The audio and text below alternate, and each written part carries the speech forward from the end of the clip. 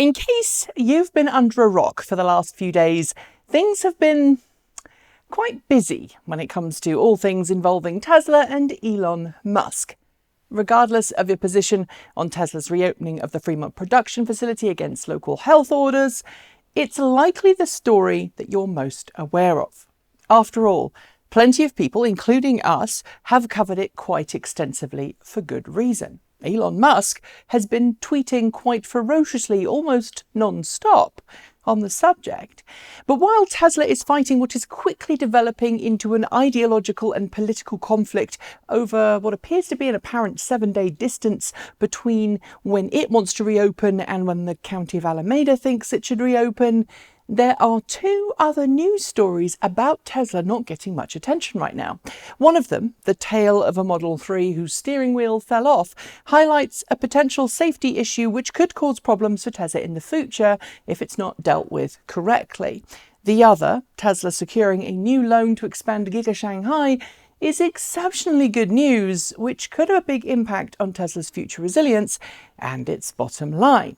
And I want to make sure that you know about both of these stories. Because so many of you are asking us to provide an update on the situation in California, I'm going to do that here first. But if you want to skip to these news stories, click here or here, wherever we've put it, and you should be able to skip the next minute or so of this video. I'm going to state the facts now and add a little editorializing, and then I'm just going to get back to the stories I just mentioned. At the tail end of last week, Elon Musk announced that the Fremont production facility where Tesla makes its Model S, Model X, Model 3 and Model Y would reopen following California governor's announcement that the state would move to stage 2 in its 4-stage COVID-19 reopening plan. But the County of Alameda, where Tesla's Fremont facility is based, still has a shelter-in-place order as its COVID-19 case rate is the second highest in the San Francisco Bay Area. While the zip code where Tesla's facility is located doesn't have the highest infection rate in said county, it's not the most populous in the county. Thus, on Friday, the county told Elon Musk that opening wasn't possible at the current time. This caused ire and frustration from Musk, leading him to make threats on Twitter to move Tesla's entire operation out of California to either Texas or Nevada. Tesla also threatened to sue Alameda and followed through on that threat this week. Musk opened Tesla's Fremont facility yesterday against orders, stating that if anyone was arrested, it should be him. The Sheriff's Department in Alameda said yesterday that it is aware that Tesla is violating the current local public health order and will approach Tesla's violation as it does for other companies violating the same order, whatever that means. Tesla, like many of its supporters, is still quite aggressively chasing the officials responsible for telling it couldn't open yet, or rather Elon Musk is doing the chasing, but according to the county, it's been in continuous contact with Tesla to approve its plans to reopen on May 18th, meaning this whole argument is about a week's worth of closures, which, if I may editorialize a little here, feels a little pointless to be arguing about. If one extra week will really make a difference, it seems strange to be kicking up so much fuss, given the attacks that both we and other news outlets have suffered recently in being less adversarial and following scientifically proven guidelines. I suspect this one will continue for a while, especially given a tweet from President Trump in support of Musk earlier today.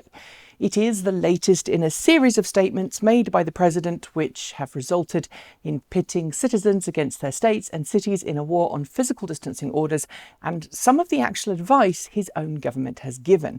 But let's not get into politics. Let's deal with those two other stories. As Inside EVs reported yesterday, a Tesla Model 3 owner in the UK was shocked to discover the steering wheel on his brand new Model 3 came away in his hand while he was reversing into his driveway. The cause, according to reports, was a missing steering wheel bolt, something that the local Tesla service centre has confirmed. That's resulting in an investigation in the UK, and I'm going to guess an investigation at Tesla as well. But it's one of a number of quality control issues that have been reported of late from Tesla, most of which have been Model Y quality control issues with trim. And while every automaker has quality control issues, I once owned a car that has rust inside on its frame despite it being less than a year old, issues like this are not going to help Tesla. It's not clear at the moment if it's an issue that's a one-off thing or if it's indicative of something more problematic. And of course, when I know which it is, I will let you know.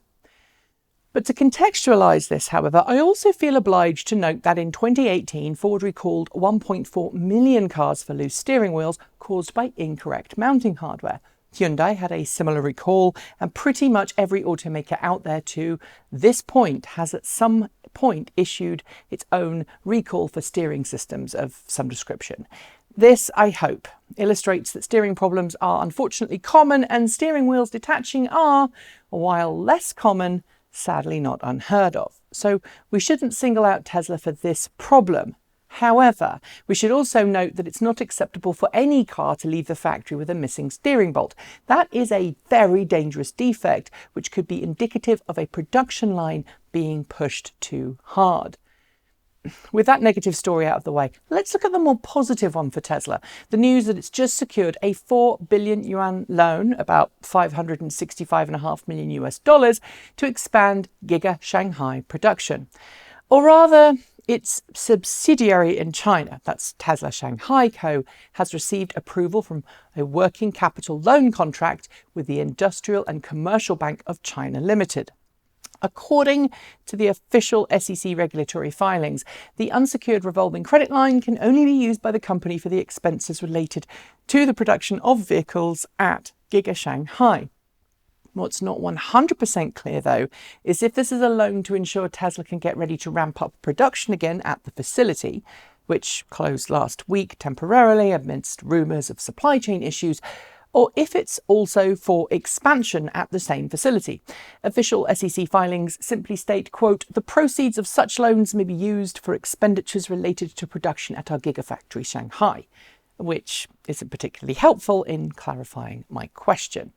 As far as loans Tesla has taken out in the past, this current one isn't exactly all that large, although it could certainly help fund expansion of the Model 3 and Model Y production lines at Giga Shanghai. It could also, however, be used to help Tesla make up for any losses being incurred right now due to COVID-19, supply chain issues, and the recent price drop that Tesla opted to give Model 3 in China in order to ensure it was eligible for new, more stringent electric car incentives in the PRC. That, combined with a lower automotive gross margin in China because the factory hasn't reached full speed, and it hadn't before COVID-related closures, that could all be seriously impacting the profitability of Tesla Shanghai. Knowing this to be transitory, the loan could be treated as almost a bridging loan for Tesla's basic operations. And if Tesla uses the funds to expand production, it might be better news. Because bringing Giga Shanghai's Model Y production online as soon as possible will certainly help global Model Y rollout, and Chinese-made Model 3 and Model Y could eventually be used in other markets outside of China, like the rest of Asia, Australia, and New Zealand. In these markets right now, the cost of shipping cars from the US has resulted in pretty much every Tesla being far more expensive to buy in those markets than it is in its home market of the US. And of course, having Tesla's Giga Shanghai online and producing a larger share of Tesla's global output would mean the pressure would be off Fremont a bit. And of course, there's also Giga Berlin. And the more factories Tesla has around the world, the less I think we'll see scenes like we've seen in Fremont this week. That has to be good for Tesla, right? That's it. Thanks for joining me, and I'll see you next time.